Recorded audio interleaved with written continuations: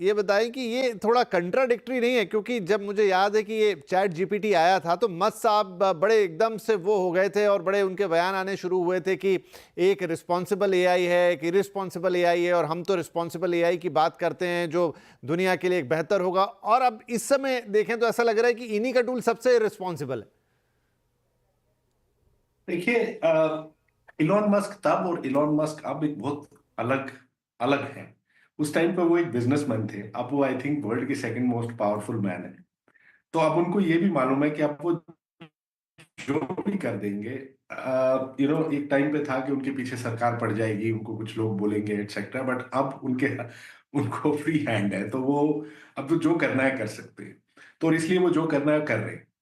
और दूसरी बात इसमें ये है कि एलोन मस्क ने और डोनाल्ड ट्रंप ने, दोनों ने एक चीज समझ ली है कि दुनिया को इंफॉर्मेशन नहीं चाहिए, एंटरटेनमेंट चाहिए। आप लोग देखिए, वो रोज रोज टीवी पे जाके या ट्विटर पे जाके लोगों को एंटरटेन करते हैं, और उन्होंने जो बनाया है वो लोगों को फर्स्ट एंटरटेन करने के लिए, इसीलिए आप ये सारी लैंग्वेज देख रहे हैं, उसका बिल्कुल फिल्टर नहीं, उस पर कोई रुकावट नहीं, एटसेट्रा। और फिर नेक्स्ट लेवल पे इंफॉर्मेशन। दूसरे जो एआई वाले हैं वो अभी फोकस कर रहे हैं इंफॉर्मेशन पे, लर्निंग पे, एटसेट्रा। तो वो इन इन दोनों में इसीलिए ये चीज काफी फर्क है। तीसरी चीज ये है कि अब डेटा किसका बड़ा है किसका छोटा है वो हमें मालूम नहीं। एक चीज जरूर मालूम है कि सिर्फ ग्रॉक को ही ट्विटर पे एक्सेस है, और कोई एआई टूल, चैट जीपीटी हो या जेमिनाई हो या कोई भी हो, वो फेसबुक या ट्विटर या कोई भी ऐसे नेटवर्क को वॉल के बिना एक्सेस नहीं कर सकता है। इसलिए वो जो डेटा है, जो ह्यूमन डेटा है, ऑलमोस्ट जैसे ह्यूमंस बोलते हैं, इंटरेक्ट करते हैं, एक दूसरे से बात करते हैं, वो सिर्फ ग्रॉक के पास ही है। और इसलिए इसीलिए वो आ रहा है। तो मतलब फाइनली मैं ये कहूंगा कि ये एक जमाने में कुछ और कहते थे, अब वो बदल गए हैं, उनकी पॉलिटिक्स भी बदल गई है, तो उनके व्यूज भी बदल गए होंगे।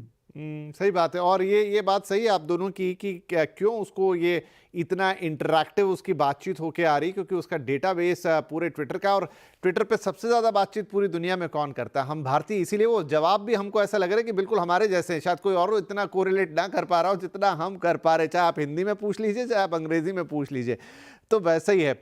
लेकिन यहाँ पर संदीप मुझे याद आता है कि जब जेमिनाई भी आया था शुरू शुरू में, और हमारे देश की लीडरशिप के बारे में कुछ लोगों ने, क्योंकि लीडर्स पे बहुत इंटरेस्ट रहता है, सवाल पूछ लिए थे, उसने कुछ गलत अजीबोगरीब से जवाब दिए जो सम्मानजनक नहीं थे। इनफैक्ट तब हमारे यहाँ से बाकायदा राजीव चंद्रशेखर साहब जो उस समय की मिनिस्टर होते थे आईटी के, उन्होंने ऑब्जेक्शन जताया था, ये भी कहा था कि इसके लिए कुछ रूल्स एंड रेगुलेशन होंगे, हम तय करेंगे। इनफैक्ट गूगल ने उसके लिए माफ़ी भी मांगी थी। क्या वैसा सीन यहां भी बन सकता है? क्योंकि यहां भी ये उसी तरह के बेधड़क जवाब दे रहा है, बल्कि उससे कई गुना आगे बढ़ के दे रहा है।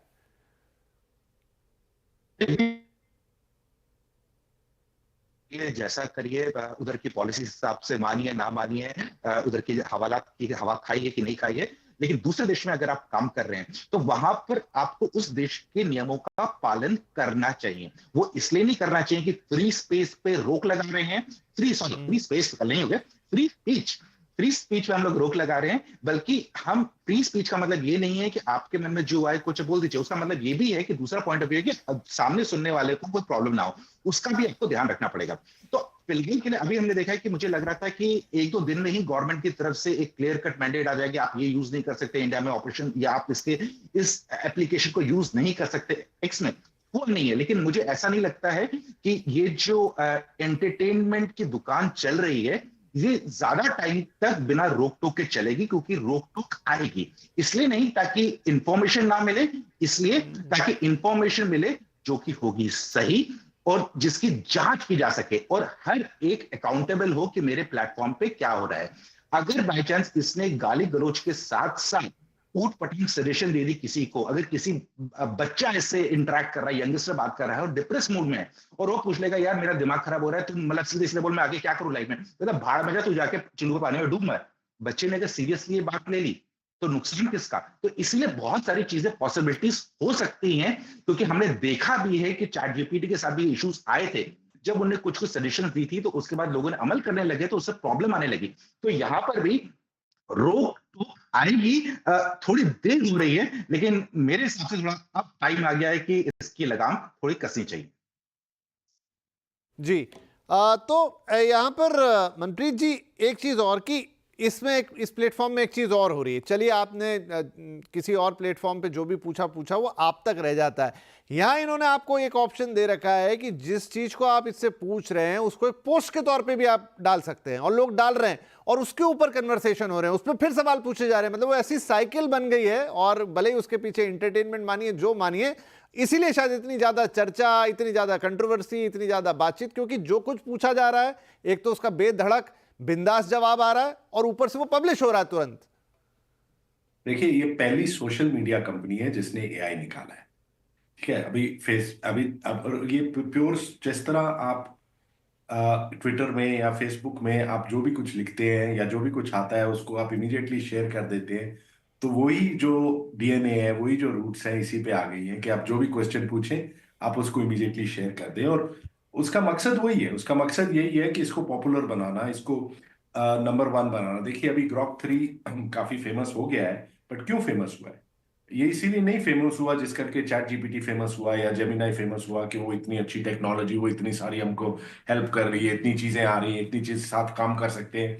ग्रॉक भी काफी कुछ वो कर सकता है, लेकिन वो क्लटर तोड़ने के लिए शायद के फाउंडर्स ने, उसकी मैनेजमेंट ने सोचा कि हम इसको सोशल मीडिया के जैसे देखते हैं और उसी टाइप की कंट्रोवर्सीज जैसे सोशल मीडिया में होती हैं इसमें करते हैं। देखिए, अब वो इनफैक्ट आपने जो लास्ट क्वेश्चन पूछा कि हर किस्म के, आप अगर जाके कोई सोशल मीडिया पे जाके पूछें कि या पहले चैट जीपीटी पे या जेमिनी पे जाके पूछें कि मेरे को कुछ वायलेंस करनी है या कोई वेपन चाहिए, तो वो कभी आंसर नहीं देगा। सोशल मीडिया पे जाके पूछें, आपको 100 आंसर आ जाएंगे लोगों से कि आप यहां से ये बारूद खरीद सकते हैं, यहां से गोली खरीद सकते हैं, जो भी है। वही सेम डीएनए जो है वो ग्रॉक में आ गया है, क्योंकि वो वही पैदा वहां से हुआ है, वही उसकी मतलब ओरिजिन है। और अभी जो आप ग्रॉक देख रहे हैं वो तो नॉर्मल ग्रॉक है। आपको मालूम होगा कि शायद इलॉन मस्क में इसने एक अनहिंज्ड या अविचाल मोड की बात की है, जिसमें आप सोचेंगे कि ये जो ग्रॉक है वो तो काफी सेंसर्ड वर्जन होगा। उसमें क्या होगा, उसमें अभी आपको वो देखना पड़ेगा, अभी तक लॉन्च नहीं किया है उन्होंने। Right, right, right. तो ये देखिए, वाकई में बहुत सारी बातें बातों बातों में सामने आ रही कि सोशल मीडिया में जब ये एआई घुसा है तो देखिए तहलका सा मच गया है। थोड़ा ब्रेक ले